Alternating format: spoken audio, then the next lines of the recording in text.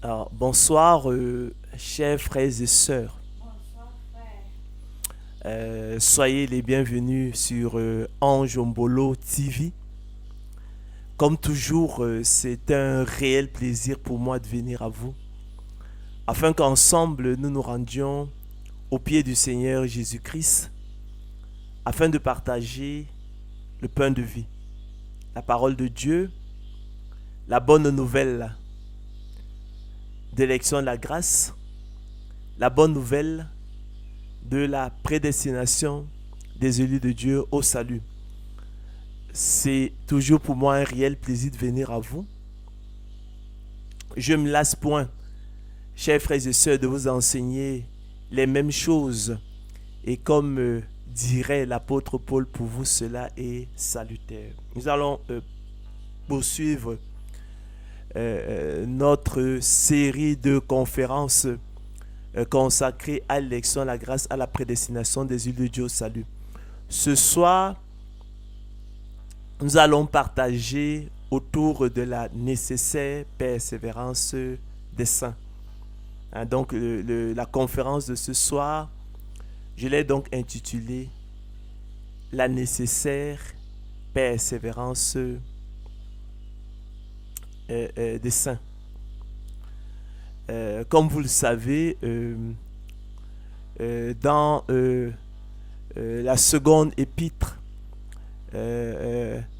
qui nous adresse, l'apôtre Pierre reconnaît explicitement l'intelligence et la sagesse que notre bien-aimé frère Paul avait du mystère de l'élection de la grâce et de la prédestination des élus de Dieu au salut, sur lequel, dit-il, il écrivait dans toutes les lettres où il parle de ces choses dans lesquelles, dit-il, il y a des points difficiles à comprendre, dont les personnes ignorantes et mal affermies tordent le sens comme celui des autres écritures pour leur propre ruine, allant, chers frères et sœurs, au-delà de ce qui est écrit.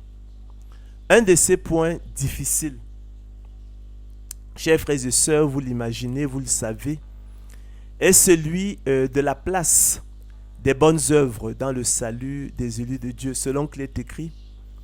De même aussi, écrit l'apôtre Paul dans son épître aux Romains, dans le temps présent, il y a un reste selon l'élection de la grâce. Or, explique-t-il, si c'est par grâce, ce n'est plus par les œuvres. Autrement, la grâce n'est plus une grâce. Et si ce n'est pas les œuvres, ce n'est plus une grâce. Autrement, l'œuvre n'est plus une œuvre. Car, dit-il, nous pensons que l'homme est justifié par la foi sans les œuvres de la loi. Nous pensons que l'homme est justifié par le moyen du don de la foi, sans les œuvres de la loi. Ainsi, ce n'est point par les œuvres, conclut-il dans son épître aux Éphésiens. Allant donc au-delà de ce qui est écrit, chers frères et sœurs, et tordant le sens des Écritures, quelques-uns qui calomnient l'apôtre Paul prétendent qu'à travers l'élection de la grâce et la prédestination des élus de Dieu au salut, l'apôtre Paul dénie leur place dans le salut aux bonnes œuvres, selon qu'il est écrit. Quoi donc? Pécherions-nous parce que nous sommes non sous la loi, mais sous la grâce? Loin de là, écrit l'apôtre Paul. Que dirions-nous donc? Demeurerions-nous dans le péché afin que la grâce abonde? Loin de là. Mais tandis que nous cherchons à être justifiés par Christ, si nous étions aussi nous-mêmes trouvés pécheurs, Christ serait-il un ministre du péché? Loin de là.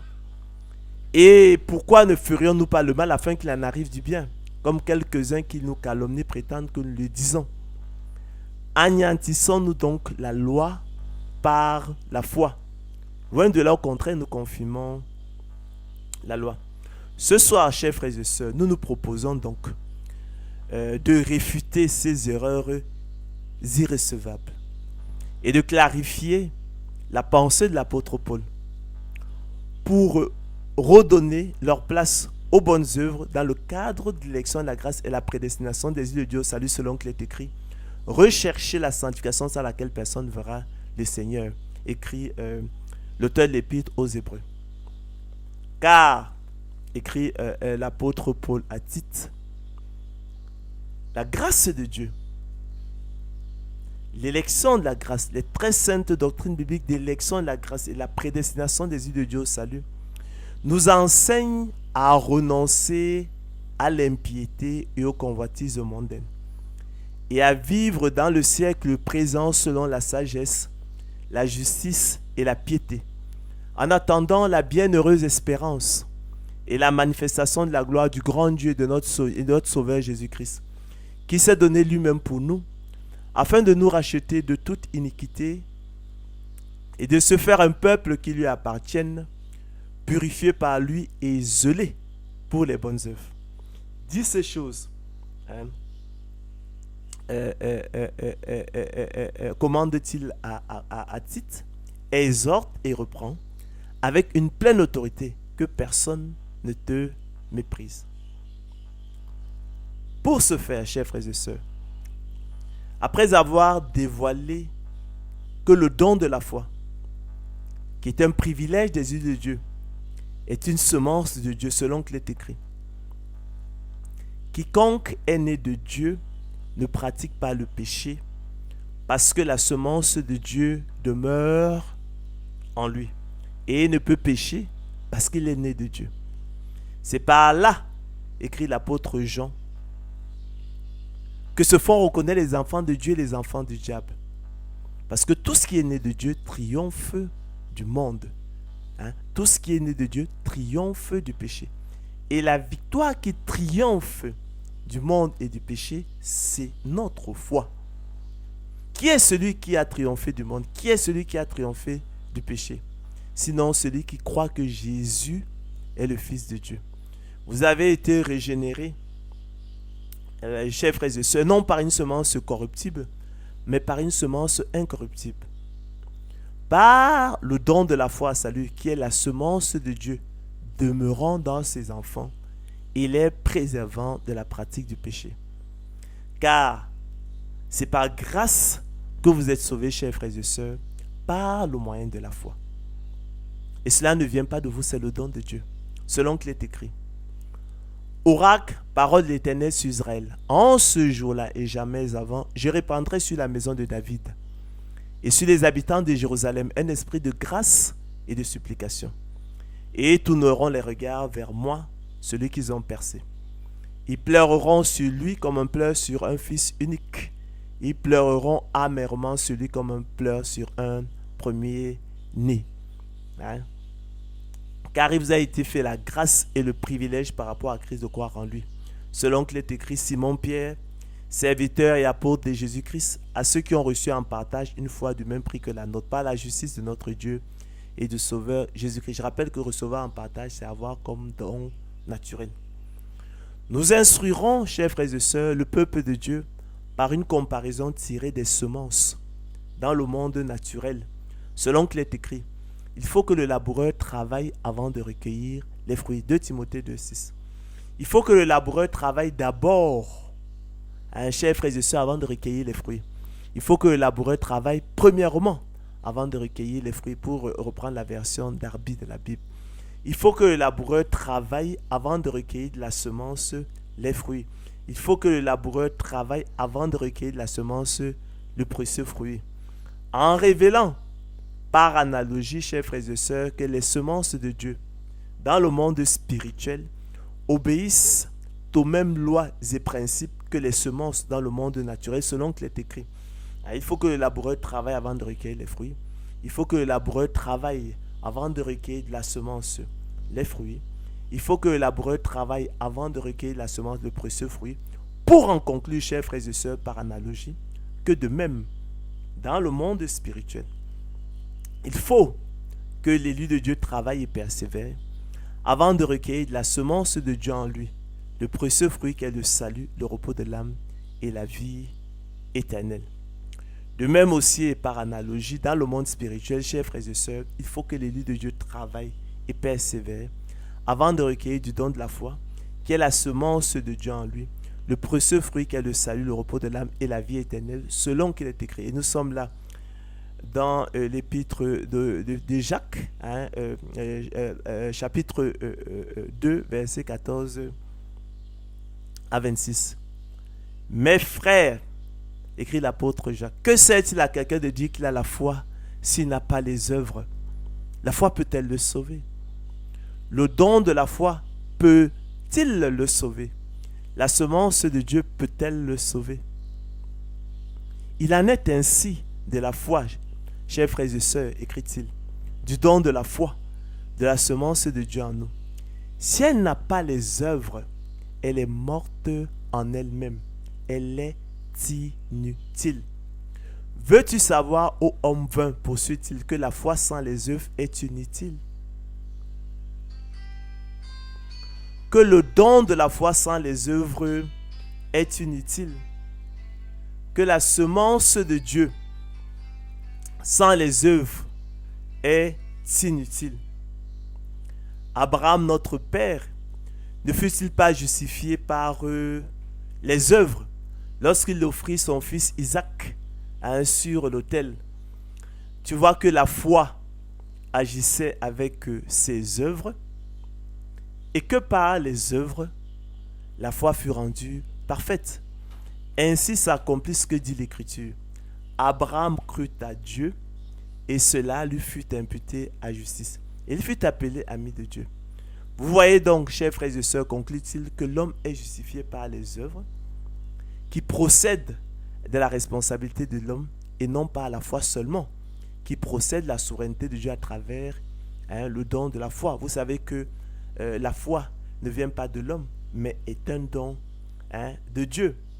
Selon que l'Écriture, c'est par grâce que vous êtes sauvés par le moyen du don de la foi. Par le moyen de la foi. Et cela ne vient pas de vous, c'est le don de Dieu. Car il vous a été fait la grâce, ne le diront jamais assez par rapport à Christ, de croire en lui. Rahab la prostituée ne fut-elle pas également justifiée par les œuvres lorsqu'elle reçut les messagers et qu'elle fit partie par un autre chemin? Comme le corps sans âme est mort, de même la foi sans les œuvres est morte. Comme le corps sans âme est mort, de même le don de la foi sans les œuvres est mort. Comme le corps sans âme est mort, de même la semence de Dieu sans les œuvres est morte, infructueuse, inutile. Et l'apôtre Paul pousse la hardiesse jusqu'à dire à Timothée, et l'athlète n'est pas couronné s'il n'a pas combattu suivant les règles. Ainsi, chers frères et sœurs,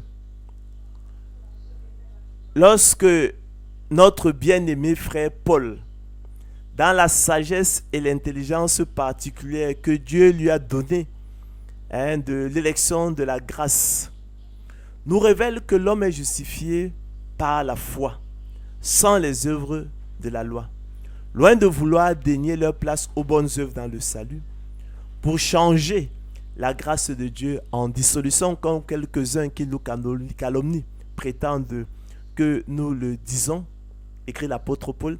Il a simplement à cœur, chers frères et sœurs, de souligner que le don de la foi, qui est le privilège des élus de Dieu, le déclencheur exclu du salut et son moteur efficace, est un don gratuit de Dieu, dont la cause, chers frères et sœurs, n'est pas à rechercher dans la propre justice de l'homme animal, comme vous le savez, spirituellement mort et dont on ne peut rien attendre, selon qu'il est écrit.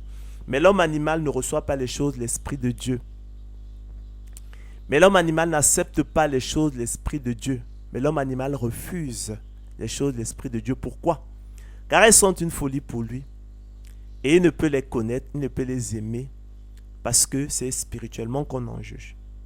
Mais dans le propre dessein de Dieu, selon qu'il est écrit, Dieu nous a sauvés et nous a adressé une sainte vocation, écrit l'apôtre Paul à Timothée, non à cause de nos œuvres, non à cause de nos bonnes œuvres, non à cause de nos mérites, mais selon son propre dessein. Et selon la grâce qui nous a été donnée en Jésus-Christ avant les temps éternels et qui a été manifestée maintenant par l'apparition de notre Sauveur Jésus-Christ, qui a détruit la mort et mis en évidence la vie et l'immortalité par l'évangile. Et Ésaïe pousse cela à Dieu jusqu'à dire: j'ai été trouvé par ceux qui ne me cherchaient pas. Je me suis laissé trouver par ceux qui ne me cherchaient pas. Je me suis manifesté à ceux qui ne me demandaient pas. Mais au sujet d'Israël, il dit: j'ai tendu mes mains tout le jour vers un peuple rebelle et contredisant. J'ai exaucé ceux qui ne me demandaient rien. Je me suis laissé trouver par ceux qui ne me cherchaient pas. J'ai dit: me voici à une nation qui ne s'appelait pas de mon nom. J'ai tendu mes mains tout le jour vers un peuple rebelle qui marche dans une voie mauvaise au gré de ses pensées, vers un peuple qui ne cesse de m'irriter en face, sacrifiant dans les jardins et brûlant de l'encens sur les briques, qui fait des sépulcres sa demeure et passe la nuit dans les cavernes, mangeant de la chair de porc et ayant dans ses vases des mets impurs, qui dit: retire-toi, ne m'approche pas, car je suis saint. De pareilles choses, c'est une fumée dans mes narines, c'est un feu qui brûle toujours. Voici ce que j'ai résolu par devers moi: loin de me taire, je leur ferai porter la peine, oui, je leur ferai porter la peine de vos crimes, dit l'Éternel, et des crimes de vos pères, qui ont brûlé de l'encens sur les montagnes et qui m'ont outragé sur les montagnes. Je leur mesurerai le salaire de leurs actions passées. Dans cela, chers frères et sœurs, il ne sous-entend aucunement, mais alors aucunement, l'inutilité des bonnes œuvres dans le salut selon qu'il est écrit. C'est pourquoi, frère, écrit l'apôtre Pierre dans sa seconde épître: appliquez-vous d'autant plus à affermir votre vocation et votre élection, car en faisant cela, vous ne broncherez jamais.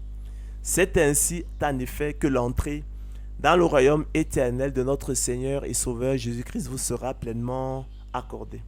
Ainsi, mes bien-aimés, écrit l'apôtre Paul, comme vous avez toujours obéi, travaillez à votre salut avec crainte et tremblement. Quiconque a cette espérance en lui, écrit l'apôtre Paul, l'apôtre Jean, je vais dire, se purifie comme lui-même est pur. Quiconque pêche ne l'a pas vu et ne l'a pas connu. Cette parole, écrit l'apôtre Paul à Tite, est certaine, et je veux que tu affirmes ces choses afin que ceux qui ont cru en Dieu s'appliquent, chers frères et sœurs, à pratiquer de bonnes œuvres. Autrement dit, chers frères et sœurs, soucieux que nous n'ignorons pas ce mystère, afin que nous ne regardions point comme sages plus excellents. L'apôtre Paul nous indique simplement que les bonnes œuvres des élus de Dieu ne sont pas la cause du choix souverain de Dieu manifesté dans le don de la foi qui les précède, mais la conséquence selon qu'il est écrit. Dieu nous a élus, Dieu nous a choisis avant la fondation du monde pour que nous soyons saints, irrépréhensibles devant lui. Éphésiens 1:4. Et non parce que nous étions saints, irrépréhensibles devant lui, mais afin que nous soyons saints, irrépréhensibles devant lui, selon qu'il est écrit. Pierre, apôtre de Jésus-Christ, à ceux qui sont étrangers dispersés dans le pont, la Galatie, la Cappadoce, l'Asie et la Bithynie, et qui sont élus de Dieu le Père par la sanctification de l'Esprit, afin qu'ils deviennent obéissants. Non pas parce qu'ils sont obéissants, mais afin qu'ils deviennent obéissants et qui participent à l'aspersion du sang de Jésus-Christ. Que la grâce et la paix vous soient multipliées, écrit l'apôtre Pierre. En d'autres termes, chers frères et sœurs, le choix souverain de Dieu dès avant la fondation du monde, manifesté dans le don de la foi, privilège des élus de Dieu, précède les bonnes œuvres des élus de Dieu qui n'y entraient point en ligne de compte. Autrement dit, les bonnes œuvres des élus de Dieu, chers frères et sœurs, n'entrent nullement en ligne de compte dans le choix souverain de Dieu manifesté dans le don de la foi qui les précède, selon qu'il est écrit. Le dessein d'élection de Dieu subsiste sans dépendre des œuvres et par la seule volonté de celui qui appelle, écrit l'apôtre Paul dans son épître aux Romains, en Romains 9:11. C'est pourquoi, frères, nous l'avons dit précédemment, l'apôtre Paul nous invite il nous écrit que nous devons appliquer vous d'autant plus à affermir votre vocation et votre élection, car en faisant cela, vous ne broncherez jamais. C'est ainsi en effet que l'entrée dans le royaume éternel de notre Seigneur et Sauveur Jésus sera pleinement accordée. Ainsi, mes bien-aimés, comme vous avez toujours obéi, écrit l'apôtre Paul, travaillez à votre salut avec crainte et tremblement. En effet, poursuit-il, dans son épître aux Philippiens, ce n'est pas que j'ai déjà remporté le prix ou que j'ai déjà atteint la perfection ou achevé la course. Vous vous souvenez qu'il avait dit précédemment que l'athlète n'est pas couronné s'il n'a pas combattu suivant les règles. Mais je fais une chose, dit-il, oubliant ce qui est en arrière, me portant vers ce qui est en avant, je cours vers le but pour remporter le prix de la vocation céleste de Dieu en Jésus-Christ. Ne savez-vous pas que ceux qui courent dans le stade courent tous, mais qu'un seul remporte le prix, écrit-il dans son épître aux Corinthiens. Courez de manière à le remporter. Tous ceux qui combattent s'imposent toute espèce d'abstinence, dit-il, et le font pour obtenir une couronne corruptible. Mais nous, faisons-le pour une couronne incorruptible. Moi donc, dit-il, je cours, non pas comme à l'aventure. Je frappe, non pas comme battant l'air, mais je traite durement mon corps et je le tiens assujetti de peur d'être moi-même rejeté après d'avoir prêché aux autres. Car, explique-t-il dans son épître aux Romains, c'est en espérance que nous sommes sauvés. Car c'est en espérance que nous sommes sauvés. Espérance comme attente confiante d'un bien qu'on désire. Or, explique-t-il, l'espérance qu'on voit n'est plus espérance. Qu'on voit, peut-on l'espérer encore? Mais si nous espérons ce que nous ne voyons pas, nous l'attendons avec persévérance. Romains 8, 24 à 25. Ainsi, chers frères et sœurs, comme vous pouvez le constater, loin d'exclure la persévérance des saints, la prédestination en fait au contraire un impératif et une exigence absolue, de même qu'elle confirme du même coup la responsabilité et la liberté de l'homme nécessaire. À cet égard, rappelons que la persévérance est l'action de persévérer, la conduite, la qualité d'une personne qui persévère. Le verbe persévérer pour sa part signifie continuer de faire, d'être ce qu'on a résolu par un acte de volonté renouvelé. Ainsi, chers frères et sœurs, la liberté de la volonté des élus de Dieu prédestinés au salut dès avant la fondation du monde se connaît sans preuve par la seule expérience que nous en avons à travers la persévérance des saints, qui au quotidien, comme l'apôtre Paul, soutiennent et combattent le bon combat de la foi pour saisir la vie éternelle à laquelle ils ont été appelés efficacement. En effet, la persévérance procède de la liberté de la volonté de l'homme, comme sous-entend le sens du verbe persévérer qui comporte, comme nous l'avons vu, un acte de volonté renouvelé. Persévérer, continuer de faire, d'être ce qu'on a résolu par un acte de volonté renouvelé. Ainsi, chers frères et sœurs, la persévérance des saints témoigne de la liberté de la volonté des élus de Dieu, prédestinés au salut dès avant la fondation du monde, ainsi que de leurs responsabilités. La persévérance des saints, qui procède d'un acte de volonté renouvelé, atteste de la liberté des élus de Dieu et de leurs responsabilités. Ainsi, élus de Dieu, nous sommes ouvriers avec Dieu. Vous êtes le champ de Dieu, explique l'apôtre Paul dans sa première épître aux Corinthiens, l'édifice de Dieu. J'ai planté, écrit-il, rappelle-t-il aux Corinthiens, mais Dieu a fait croître. En sorte que ce n'est pas celui qui plante qui est quelque chose, mais Dieu qui fait croître. Celui qui plante recevra sa propre récompense selon son propre travail, selon qu'il est écrit. Il faut que le laboureur travaille avant de recueillir les fruits. Parce que vous obtiendrez le salut de vos âmes pour prix de votre persévérance. Ainsi, chers frères et sœurs, selon la sagesse et l'intelligence particulière que Dieu lui a donné de l'élection de la grâce, et la prédestination des yeux de Dieu au salut, notre bien-aimé frère Paul nous révèle que nous, élus de Dieu, sommes le champ de Dieu et son édifice. Lui qui, selon le bon plaisir de sa volonté, nous a procuré sa semence, afin que nous la semions dans son champ et l'arrosions, en référence, chers frères et sœurs, aux bonnes œuvres des élus, qui sont la persévérance des saints, tandis qu'il se charge lui-même de la faire germer, croître et pousser, en référence à la nouvelle naissance, à la justification et à la sanctification, qui procède de la souveraineté de Dieu. Ainsi, chers frères et sœurs, comme la terre, la semence, aussi bien dans le monde naturel que dans le monde spirituel, est porteuse d'un plan défini d'avance voulu par Dieu. Tout se développe, chers frères et sœurs, selon le conseil de la volonté du Dieu créateur, selon qu'il est écrit. Et là, nous sommes dans le livre du prophète Ésaïe.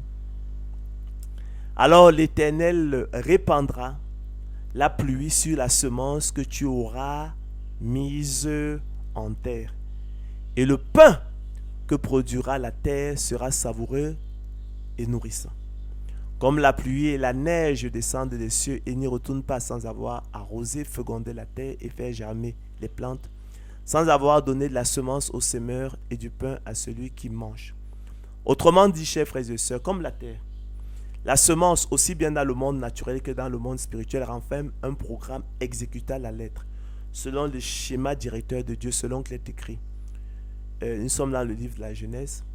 Dieu dit que la terre produise de la verdure, de l'herbe portant de la semence, des arbres fruitiers donnant du fruit selon leur espèce, ayant en eux leur semence sur la terre. Et cela fut ainsi.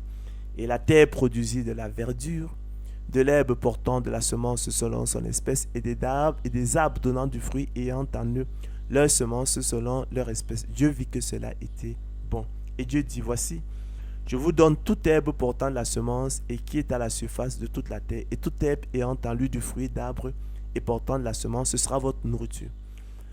Chers frères et sœurs, lorsque l'Éternel fit une terre et des cieux, aucun arbuste des champs n'était encore sur la terre, aucune herbe des champs ne germait encore, car l'Éternel n'avait pas fait pleuvoir sur la terre, et il n'y avait point d'homme pour cultiver le sol. Mais une vapeur s'éleva de la terre et arrosa toute la surface de la terre. Chers frères et sœurs, la semence renferme aussi un but qui sera finalement reconnu à la gloire de Dieu. Elle renferme également une puissance qui se manifeste dans des conditions adverses d'un monde hostile. C'est ainsi que, comme vous le savez, une petite semence est capable de fendre un rocher. La semence renferme enfin un produit, du fruit selon son espèce, résultat d'un processus laborieux et pénible, selon qu'il est écrit. Dieu dit à l'homme, puisque tu as écouté la voix de ta femme et que tu as mangé de l'arbre au sujet duquel je t'avais donné cet ordre, tu n'en mangeras point. Le sol sera maudit à cause de toi. C'est à force de peine que tu en tireras ta nourriture tous les jours de ta vie. Il te produira des épines et des ronces et tu mangeras de l'herbe des champs. C'est à la sueur de ton visage que tu mangeras du pain jusqu'à ce que tu retournes dans la terre d'où tu as été pris. Car tu es poussière et tu retourneras dans la poussière. Dans un sens spirituel, chers frères et sœurs, et à la lumière de la parabole du semeur, relatée par le Seigneur de gloire Jésus-Christ dans les évangiles synoptiques, le sol renvoie aussi au cœur de l'homme. Aussi la malédiction, chers frères et sœurs, prononcée sur le sol renvoie aussi au cœur de pierre de l'homme animal, spirituellement mort, étranger à la vie de Dieu, ennemi de Dieu et réfractaire aux choses de l'Esprit de Dieu depuis la chute. Selon qu'il est écrit, l'homme animal ne reçoit pas les choses de l'Esprit de Dieu. L'homme animal n'accepte pas les choses de l'Esprit de Dieu. L'homme animal refuse les choses de l'Esprit de Dieu car elles sont une folie pour lui et ne peut les connaître, il ne peut les aimer parce que c'est spirituellement qu'on en juge. Chers frères et sœurs, si le grain meurt, le grain se reproduit selon qu'il est écrit. En vérité, je vous le dis, dit le Seigneur Jésus-Christ, si le grain de blé qui est tombé en terre ne meurt, il reste seul, mais s'il meurt, il porte beaucoup de fruits. Ce que tu sèmes ne reprend point vie s'il ne meurt, écrit l'apôtre Paul. Et ce que tu sèmes, ce n'est pas le corps qui naîtra, c'est un simple grain de blé peut-être ou de quelque autre semence. Puis Dieu lui donne un corps comme il lui plaît. Et à chaque semence, il donne un corps qui lui est propre. Pour autant, chers frères et sœurs, l'assurance sûre et solide dont est porteur selon processus, ce plan divin défini d'avance, ce programme divin inscrit dans la semence et la terre, et à laquelle est attachée une grande rémunération. Nous savons que si nous disposons d'une semence de maïs, si nous labourons le sol, nous semons, nous arrosons, elle germera, elle poussera, Dieu fera croître et elle produira du fruit. C'est le programme dont on parle, ce programme qui est inscrit dans la terre, la semence, et qui obéit à des lois précises. D'accord? C'est un programme que Dieu a inscrit dans la semence, dans le sol. D'accord?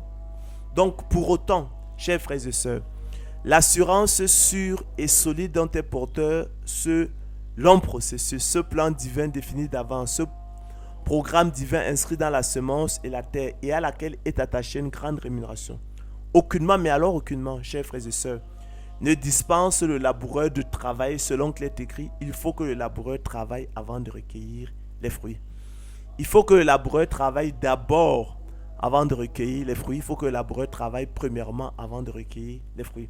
Il faut que le laboureur travaille avant de recueillir la semence, les fruits. Il faut que le laboureur travaille avant de recueillir la semence, le précieux fruit. Car, chers frères et sœurs, explique l'apôtre Paul, nous sommes ouvriers avec Dieu. Vous êtes le champ de Dieu, l'édifice de Dieu. C'est pourquoi aussi, dans le livre de la Genèse du prophète Moïse, il est indiqué que lorsque l'Éternel Dieu fit une terre et des cieux, aucun arbuste des champs n'était encore sur la terre et aucune herbe des champs ne germait encore, car précisément, il n'y avait point d'homme pour cultiver le sol. D'accord? Vous voyez donc l'importance des bonnes œuvres dans le salut. Aussi, l'apôtre Paul pouvait-il rappeler à Timothée, nous l'avons dit précédemment, que l'athlète n'est pas couronné s'il n'a pas combattu suivant les règles, pour les exhorter à souffrir avec lui comme un bon soldat de Jésus-Christ, car expliqua-t-il, il n'est pas de soldat qui s'embarrasse des affaires de la vie s'il veut plaire à celui qui l'a enrôlé. C'est pourquoi donc, chers frères et sœurs, rejetant toute souillure et excès de malice, recevez avec douceur la parole, la semence qui a été plantée en vous et qui peut sauver vos âmes. Mettez en pratique la parole, semez-la, et ne vous bornez pas à l'écouter en vous trompant vous-même par de faux raisonnements. Car si quelqu'un écoute la parole et ne la met pas en pratique, il est semblable à un homme qui regarde dans un miroir son visage naturel et qui, après s'être regardé, s'en va et oublie aussitôt quel il était. Mais celui qui aura plongé les regards dans la loi parfaite, la loi de la vérité, explique l'épître de Paul aux Hébreux,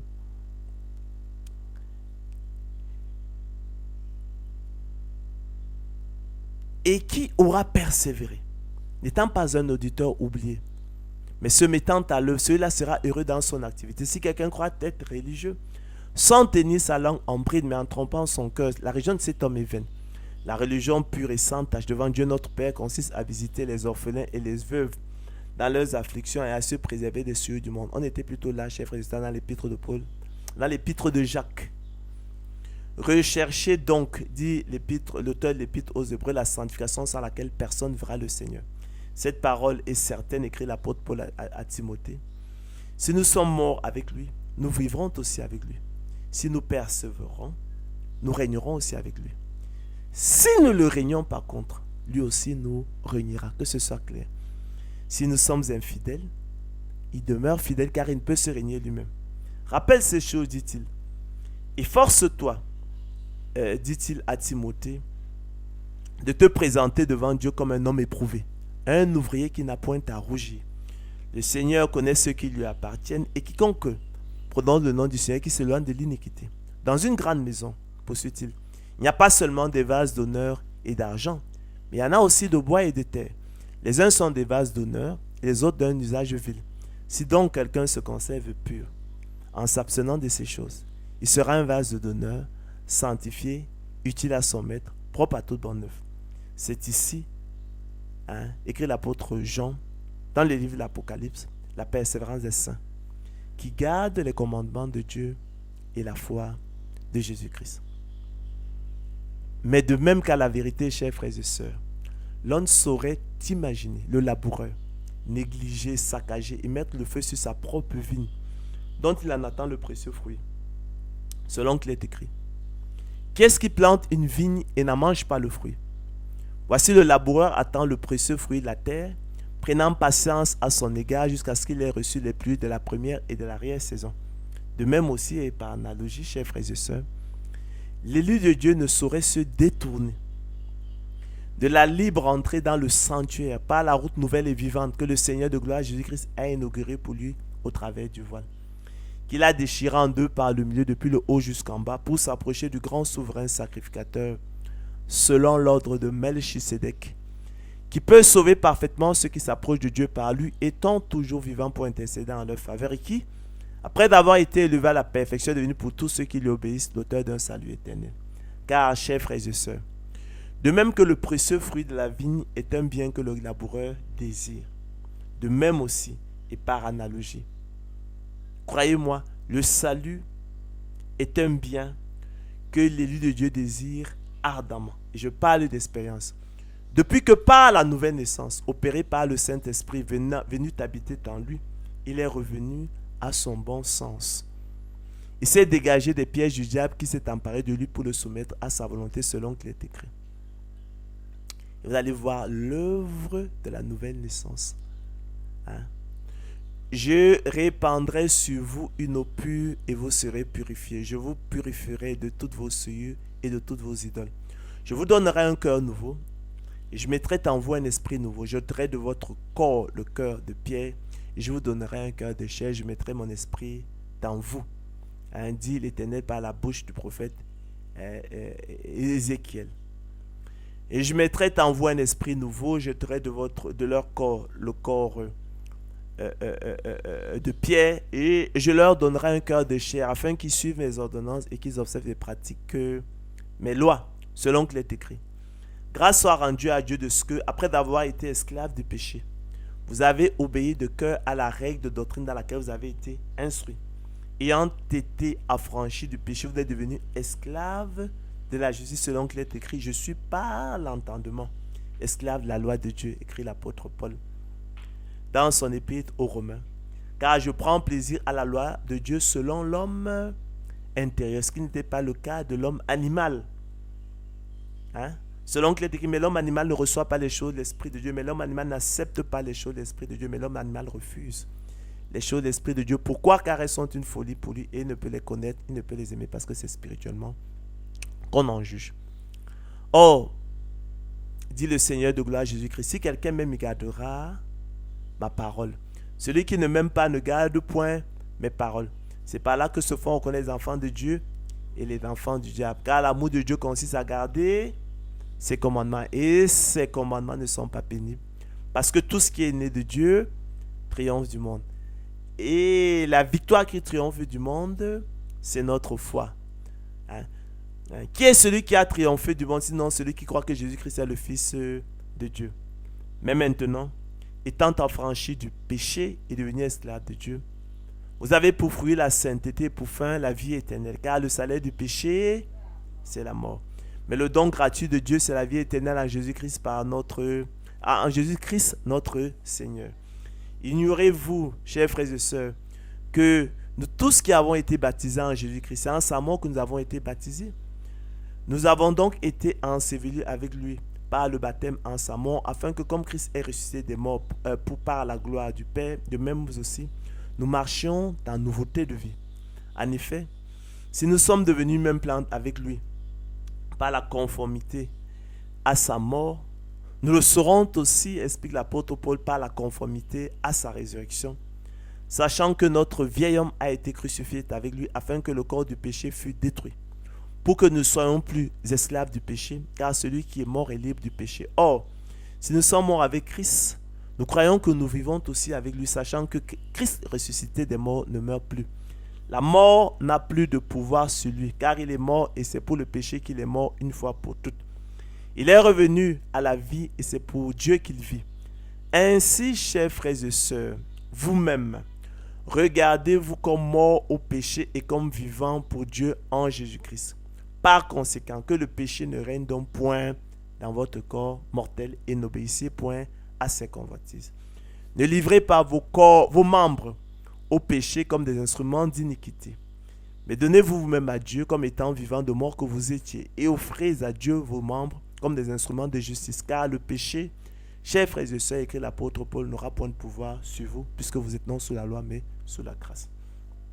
Alors, vous vous souviendrez de votre conduite qui était mauvaise et de vos actions qui n'étaient pas bonnes. Vous prendrez vous-même en dégoût à cause de vos iniquités et de vos abominations. Hein? On l'a vu dans le psaume 51, qui est le psaume de repentance par excellence, avec David, le psalmiste. Ô Dieu, aie pitié de moi dans ta bonté selon ta grande miséricorde. Efface mes transgressions, lave-moi complètement de mon iniquité et purifie-moi de mon péché.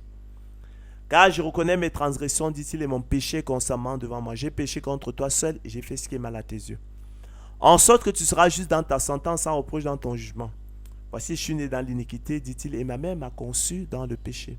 Mais je veux que la vérité soit au fond du cœur. Fais donc pénétrer la sagesse au-dedans de moi, purifie-moi avec l'hysope, et je serai plus lave-moi, et je serai plus blanc que la neige. Annonce-moi l'allégresse et la joie, les eaux que tu as brisées se réjouiront. Détourne ton regard de mes péchés, efface toutes mes iniquités. Ô Dieu, crée en moi un cœur pur. Renouvelle en moi un esprit bien disposé. Ne me rejette pas loin de ta face, ne me retire pas ton esprit saint. Rends-moi la justice, rends-moi la joie de ton salut et qu'un esprit de bonne volonté me soutienne. J'enseignerai tes voies à ceux qui les transgressent et les pécheurs reviendront à toi. Ô Dieu, Dieu de mon salut, délivre-moi du sang versé. Et ma langue célébrera ta miséricorde. Seigneur, ouvre mes lèvres et ma bouche publiera ta louange. Si tu es voulu des sacrifices, tu t'en auras offert. Mais tu ne prends point plaisir aux holocaustes. Les sacrifices qui sont agréables à Dieu, dit-il, c'est un cœur brisé. Ô Dieu, tu ne dédaignes pas un cœur brisé et contré. Aussi, élus de Dieu, quoique nous parlions ainsi, bien-aimés, nous attendons pour ce qui vous concerne, écrit l'auteur de l'Épître aux Hébreux, des choses meilleures et favorables au salut. Car nous, élus de Dieu, l'auteur de l'Épître aux Hébreux l'explique dans Hébreux 10, 39. Nous ne sommes pas de ceux qui se retirent, mais de ceux qui ont la foi pour sauver leurs âmes. Nous ne sommes pas de ceux qui se retirent pour se perdre, précise-t-il, mais de ceux qui ont la foi pour sauver leurs âmes. Car il vous a été fait la grâce par rapport à Christ, nous l'avons souvent dit, chers frères et sœurs, de croire en lui. Vous a été fait le privilège par rapport à Christ de croire en lui. Mais vous avez besoin de persévérance. C'est ce dont il est question. C'est comme ça qu'il faut comprendre ce que nous disons. Afin qu'après avoir accompli la volonté de Dieu, vous obteniez ce qui vous est promis. N'abandonnez donc pas votre assurance, chers frères et sœurs, à laquelle est attachée une grande rémunération. Encore un peu de temps. Un peu de temps, celui qui doit venir viendra et il ne tardera pas. Dieu n'est pas injuste pour oublier votre travail et l'amour que vous avez montré pour son nom. Ayant rendu et rendant encore des services aux saints, nous désirons que chacun de vous montre le même zèle pour conserver jusqu'à la fin une pleine espérance, en sorte que vous ne vous relâchiez point et que vous imitiez ceux qui, par la foi et la persévérance, chers frères et sœurs, héritent des promesses. Lorsque Dieu fit la promesse à Abraham, ne pouvant jurer par un plus grand que lui, il jura par lui-même et dit, certainement je te bénirai et je multiplierai ta postérité. Et c'est ainsi, chers frères et sœurs, qu'Abraham, ayant persévéré,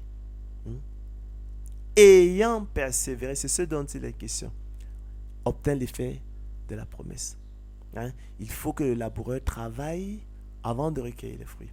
Il faut que le laboureur travaille d'abord avant de recueillir les fruits. Il faut que le laboureur travaille premièrement avant de recueillir les fruits. Il faut que le laboureur travaille avant de recueillir de la semence les fruits. Il faut que le laboureur travaille avant de recueillir la semence, le précieux fruit.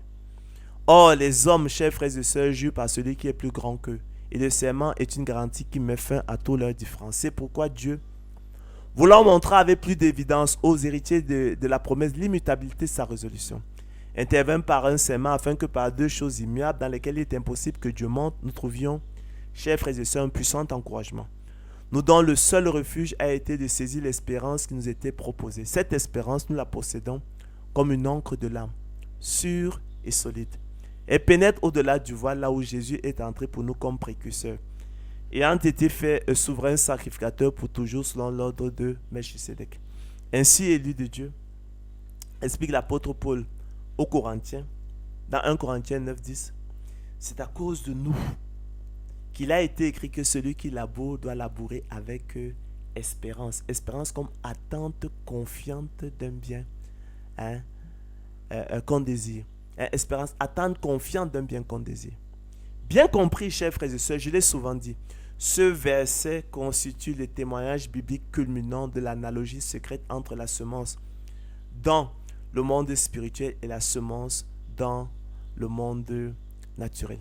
Oui, c'est à cause de nous, élus de Dieu, qu'il a été écrit que celui qui laboure doit labourer avec espérance. Quiconque a cette espérance en lui se purifie comme lui-même est pur. Quiconque pêche ne l'a pas vu et ne l'a pas connu. Relevons dans la foulée, pour bien clarifier le débat sur les mérites, dans le cadre de l'élection, la grâce et la prédestination des élus de Dieu au salut qui vient polluer notre débat, que bien que la prédestination fasse de la persévérance des saints un impératif et une exigence absolue, et qu'elle confirme la responsabilité de l'homme dans le salut, cependant, chers frères et sœurs, elle exclut catégoriquement, que cela soit clair, et ne laisse aucun mérite à l'homme dans le salut. Tous les mérites, nous ne le dirons jamais assez, revenant exclusivement au Seigneur de gloire Jésus-Christ. C'est lui l'auteur du don de la foi. D'accord, le don de la foi qui constitue le privilège exclusif des élus de Dieu, déclencheur du salut, son moteur efficace selon qu'il est écrit. Ou donc est le sujet de se glorifier. Il est exclu, écrit l'apôtre Paul. Par quelle loi? Par la loi des œuvres? Non, pas la loi du don de la foi. Car nous pensons que l'homme est justifié par le moyen du don de la foi sans les œuvres de la loi. Ou bien Dieu est-il seulement le Dieu des Juifs, ne l'est-il pas aussi des païens? Si, il est aussi des païens puisqu'il y a un seul Dieu qui justifiera par le moyen du don de la foi les circoncis et par le moyen du don de la foi les incirconcis. Car qui est-ce qui te distingue, mon frère? Qu'as-tu que tu n'aies reçu? Et si tu l'as reçu, pourquoi te glorifies-tu comme si tu ne l'avais pas reçu? Quoi donc? Sommes-nous plus excellents? Nullement, écrit l'apôtre Paul. Nous avons déjà prouvé qu'à vous, élus de Dieu, vous a été fait la grâce et le privilège par rapport à Christ de croire en lui. Or, cette grâce du don de la foi n'a pas été faite au monde selon le bon plaisir, la volonté de Dieu, selon qu'il est écrit. Et nous l'avons lu précédemment. Oracle, parole de l'Éternel sur Israël, en ce jour-là et jamais avant, je m'efforcerai de détruire toutes les nations qui viendront contre Jérusalem. Alors, je répandrai sur la maison de David et sur les habitants de Jérusalem un esprit de grâce et de supplication. Ah, c'est ça le don de l'esprit, le don de la foi à salut. Et quelles en seront les conséquences? Ils tourneront les regards vers moi, celui qu'ils ont percé. C'est la foi, la vérité, la conversion. Ils pleureront sur lui comme on pleure sur un fils unique. Ils pleureront amèrement sur lui comme on pleure sur un premier-né. C'est dire, chers frères et sœurs, que la résurrection nationale d'Israël ne se produira pas avant ce temps marqué. C'est pourquoi aussi jusqu'à aujourd'hui, au moment où nous parlons, dans sa mort spirituelle, privé du don de l'esprit, du don de la foi à salut, Israël reste ennemi de l'évangile. Selon qu'il est écrit, en ce qui concerne l'évangile, ils sont ennemis. Romains 11, 28. Et tourne encore le dos au roi des rois, au Seigneur des seigneurs, au roi des Juifs, à Yeshua HaMashiach. Aussi bien aimé, l'apôtre Paul adresse sa seconde épître à ceux qui ont reçu en partage une foi du même prix que la nôtre, à l'exclusion du monde. Selon qu'il est écrit, Simon-Pierre, serviteur apôtre de Jésus-Christ, à ceux qui ont reçu en partage une foi du même prix que la nôtre, à ceux qui ont eu comme don naturel une foi du même prix que la nôtre, par la justice de notre Dieu et du Sauveur Jésus-Christ. Je rappelle que recevoir en partage, c'est avoir comme don naturel. Et dans sa première épître, il pousse même la hardiesse jusqu'à parler de l'Église, des élus. Ainsi, chers frères et sœurs, tout mérite que l'homme voudrait s'attribuer dans le salut ne serait qu'imaginaire et usurpatoire. À cet égard, il est hautement significatif que tous ceux à qui il a été fait le don de la foi, tous ceux qui ont reçu en partage la foi à salut, tous ceux à qui il a été fait la grâce par rapport à Christ de croire en lui viendront à lui selon qu'il est écrit, tous ceux que le Père me donne viendront à moi. Et tous ceux qui ont été privés du don de la foi iront assurément à la perdition. Soulignons, chers frères et sœurs, que cette négation, par la doctrine biblique de la prédestination de toute idée de mérite de l'homme dans le salut, semble constituer un des moteurs centraux de la confusion avec l'idée de fatalisme, dont le code est ne rien faire. Si l'avenir est fatal, si ce qui doit arriver arrivera nécessairement, à quoi bon se dépenser en efforts inutiles? Ne rien faire. Telle est la conclusion pratique et le code du fatalisme qui porte sur des événements funestes, irrévocablement fixés à l'avance, et est donc marqué par l'impuissance des volontés humaines et la négation de la responsabilité et de la liberté de l'homme.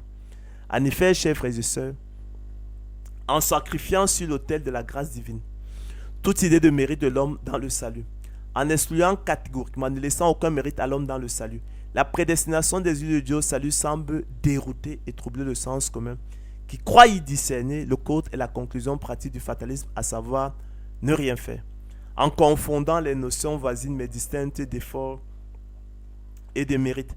Or, qu'est-ce que nous entendons par effort? C'est le travail, c'est la peine, c'est la persévérance, qu'il ne faut pas confondre avec le mérite qui est la propre justice, la supériorité propre, l'excellence propre, la qualité propre. Ce qui rend une personne digne d'estime, de récompense quand on considère la valeur de sa conduite et les difficultés surmontées. Or, rigoureusement, comme vous le savez, l'exclusion et la négation de toute idée de mérite de l'homme dans le salut aucunement, mais alors aucunement, chers frères et sœurs, ne sous-entend nécessairement l'inutilité de ses efforts selon qu'il est écrit. Alors, Dieu nous a sauvés et nous a adressé une sainte vocation, non à cause de nos œuvres, non à cause de nos mérites, mais selon son propre dessein et selon la grâce qui nous a été donnée en Jésus-Christ avant les temps éternels. Car nous aussi, nous étions autrefois insensés, explique l'apôtre Paul, désobéissants, égarés, asservis à toute espèce de convoitise et de volupté, vivant dans la méchanceté, dans l'envie, dignes d'être haïs, nous haïssant les uns les autres. Mais lorsque la bonté de Dieu, notre Sauveur, son amour pour les hommes ont été manifestés, il nous a sauvés, écrit l'apôtre Paul, non à cause des œuvres de justice que nous avons faites, non à cause de nos bonnes œuvres, non à cause de nos mérites, mais selon sa miséricorde, sa pitié. Comment? Par la nouvelle naissance opérée par le Saint-Esprit qu'il a répandu sur nous avec abondance par Jésus-Christ notre Sauveur, afin que justifiés par sa grâce, déclarés justes par sa grâce, nous devenions en espérance héritiers de la vie éternelle. Cette parole est certaine et je veux que tu affirmes ces choses, dit-il à Tite, afin que ceux qui ont cru en Dieu s'appliquent à pratiquer de bonnes œuvres. Vous comprenez? Ah oui, il faut rien confondre. Car nous sommes son ouvrage, poursuit-il dans l'épître aux Éphésiens, ayant été créés dans Jésus-Christ pour de bonnes œuvres, que Dieu a préparées d'avance afin que nous les pratiquions. En créant artificiellement un lien imaginaire et fictif entre l'inutilité de l'effort, qui est la conclusion pratique du fatalisme, et la négation de toute idée de mérite de l'homme dans le salut, qui est l'un des codes de la prédestination, laquelle au demeurant fait la persévérance des saints impératifs et une exigence absolue, selon qu'il est écrit, ceux qui sont élus par la sanctification de l'Esprit, ceux qui sont prédestinés au salut par la sanctification de l'Esprit, afin qu'ils deviennent obéissants. Et qu'ils participent à l'aspersion du sang de Jésus-Christ, selon qu'il est écrit, soyez saints car je suis saint, moi l'Éternel votre Dieu.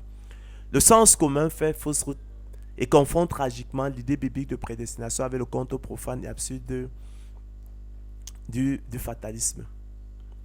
Chers frères et sœurs, ayant ainsi fait l'expérience de la liberté de la volonté de l'homme et de sa responsabilité à travers la persévérance des saints, nous en concluons que la prédestination des élus de Dieu au salut, dès avant la fondation du monde, loin d'exclure la persévérance des saints et de conduire à la négation, l'exclusion ou l'anéantissement de la liberté et la responsabilité des élus de Dieu, est bien plutôt libératrice et source de liberté. De même qu'elle fait la persévérance des saints un impératif absolu et confine du même coup la responsabilité de l'homme dans le salut, en lui déniant cependant tout mérite. Instruisez-vous, chers frères et sœurs, par une comparaison tirée des semences, selon qu'il est écrit. Il faut que le laboureur travaille avant de recueillir les fruits. Lorsque l'Éternel Dieu fit une terre et des cieux, aucun arbuste des champs n'était encore sur la terre, aucune herbe des champs n'est jamais encore, car il n'y avait point d'homme pour cultiver le sol. En effet, par le don de la foi, nous l'avons dit, qui est la semence de Dieu en ses élus, selon qu'il est écrit, quiconque est né de Dieu ne pratique pas le péché parce que la semence de Dieu demeure en lui et ne peut pécher parce qu'il est né de Dieu. C'est par là que se font reconnaît les enfants de Dieu et les enfants du diable, parce que tout ce qui est de Dieu est né de Dieu triomphe du monde et du péché, et la victoire qui triomphe du monde et du péché, c'est notre foi. Qui est celui qui a triomphé du monde, sinon celui qui croit que Jésus est le Fils de Dieu? Alors, leur privilège exclusif, le déclencheur exclusif du salut est son moteur efficace. L'élu de Dieu est semblable, nous ne le dirons jamais assez, chers frères et sœurs, aux laboureurs disposant de la semence de maïs, d'haricots, de cacao ou encore d'arachide, dont il est notoire, avéré, établi absolument certain et largement connu que la culture produira le précieux fruit que sont les épis de maïs, les gousses d'haricots, les cabosses de cacao ou les coques d'arachide sont le cas, mais qui naturellement, aucunement, mais alors aucunement, ne dispense le laboureur de travail, en l'occurrence préparer le sol, labourer, semer, planter, arroser, sarcler, lutter contre les attaques des maladies, fertiliser le sol, etc. Selon qu'il est écrit, il faut que le laboureur travaille avant de recueillir les fruits. Il faut que le laboureur travaille avant de recueillir la semence et les fruits. Il faut que le laboureur travaille avant de recueillir la semence de précieux fruits. De même aussi et par analogie, chers frères et sœurs, dans le monde spirituel, il faut que l'élu de Dieu travaille et persévère avant de recueillir la semence de Dieu en lui, le précieux fruit qu'est le salut, le repos de l'âme et la vie éternelle. De même aussi et par analogie dans le monde spirituel, il faut que l'élu de Dieu travaille et persévère avant de recueillir du don de la foi, qui est la semence de Dieu en lui, le précieux fruit qu'est le salut, le repos de l'âme et la vie éternelle. Voilà ce qui est bon et utile aux hommes, voilà ce qui est bon et utile à savoir, élu de Dieu, voilà ce qui est bon et utile à comprendre, bien-aimé de Dieu. Mais évitons les discussions folles, les généalogies, les querelles, les disputes relatives à la loi, au compte profane absurde du fatalisme dont le code est ne rien faire, aux folles prétentions de la catégorie philosophie fictive du libre arbitre humain, car elles sont inutiles et vaines. Si nous nous sommes entendus, comme a dit l'apôtre Paul, il faut que le laboureur travaille avant de recueillir les fruits. Voilà ainsi, chers frères et sœurs, préciser la pensée de l'apôtre Paul en la matière. Précision qui permet de clarifier et de redonner leur place aux bonnes œuvres dans le cadre de l'élection de la grâce et la prédestination des élus de Dieu au salut. Après, remise en contexte champêtre, selon qu'il est écrit, vous êtes le champ de Dieu, et recours à l'analogie secrète entre la semence dans le monde spirituel et la semence dans le monde naturel, selon qu'il est écrit, il faut que le laboureur travaille avant de recueillir les fruits. Lorsque l'Éternel Dieu fit une terre et des cieux, aucun abus des champs n'était encore sur la terre, aucune herbe des champs ne germait encore, car il n'y avait point d'homme pour cultiver le sol. En effet, si le laboureur, chers frères et sœurs, part extraordinaire, s'amusait à abandonner sa semence dans un tiroir, plutôt que de labourer la terre et de l'ensemencer, il va sans dire qu'il ne pourrait rien en attendre, car celle-ci demeurerait infructueuse, stérile, improductive. Aucun miracle ne se produirait, ni de la semence, ni de la terre. Il en est de la semence dans le monde spirituel comme de la semence dans le monde naturel. Si elles n'ont pas les œuvres, chers frères et sœurs, elles sont mortes en elles-mêmes, elles sont inutiles. Il en est ainsi de la foi, du don de la foi, de la semence de Dieu en nous. Si elle n'a pas les œuvres, elle est morte en elle-même, elle est inutile. Mes frères, que sert-il à quelqu'un de dire qu'il a la foi s'il n'a pas les œuvres? La foi peut-elle le sauver? Le don de la foi peut-il le sauver? La semence de Dieu peut-elle le sauver? Veux-tu savoir, ô homme vain, que la foi sans les œuvres est inutile? Que le don de la foi sans les œuvres est inutile? Que la semence de Dieu sans les œuvres est inutile? Abraham, notre père, ne suffit-il pas justifié par les œuvres lorsqu'il offrit son fils Isaac sur l'autel? Vous voyez que la foi agissait avec les œuvres d'Abraham et que par les œuvres d'Abraham, la foi fut rendue parfaite. Ainsi s'accomplit ce qu'est dit l'Écriture. Abraham crut et cela lui fut imputé à justice et il fut appelé ami de Dieu. Vous voyez donc, chers frères et sœurs, que l'homme est justifié par les œuvres qui procèdent la responsabilité de l'homme et non pas la foi seulement qui procède la souveraineté de Dieu à travers le don de la foi. Comme le corps sans âme est mort, de même la foi sans les œuvres est morte. Comme le corps sans âme est mort, de même le don de la foi sans les œuvres est mort. Comme le corps sans âme est mort, de même la semence de Dieu sans les œuvres est morte, infructueuse, inutile. Car nous sommes ouvriers avec Dieu. Vous êtes le champ de Dieu, l'édifice de Dieu. Le bienheureux et seul souverain, le roi des rois et le Seigneur des seigneurs, qui seul possède l'immortalité, qui habite une lumière inaccessible que nul homme n'a vu ne peut voir, à qui appartiennent l'honneur et la puissance éternelle. Amen. Si quelqu'un a des oreilles pour l'entendre, qu'il entende, dit le Seigneur de gloire, Jésus-Christ. Nous avons donc vu, effectivement, en vous instruisant par une comparaison tirée des semences dans le monde naturel, comment, effectivement, par analogie, les semences, le don de la foi, qui est une semence de Dieu, effectivement, obéissait effectivement aux mêmes principes et aux mêmes lois que les semences dans le monde naturel, et que par conséquent, de même qu'il faut que le laboureur travaille avant de recueillir les fruits, de même aussi et par analogie, il faut que l'élu de Dieu travaille et persévère avant de recueillir de la semence de Dieu en lui, le précieux fruit qu'est le salut, le repos de l'âme et la vie éternelle. D'où la nécessaire persévérance des saints. Bonne soirée et à la prochaine, s'il plaît au Seigneur de gloire Jésus-Christ.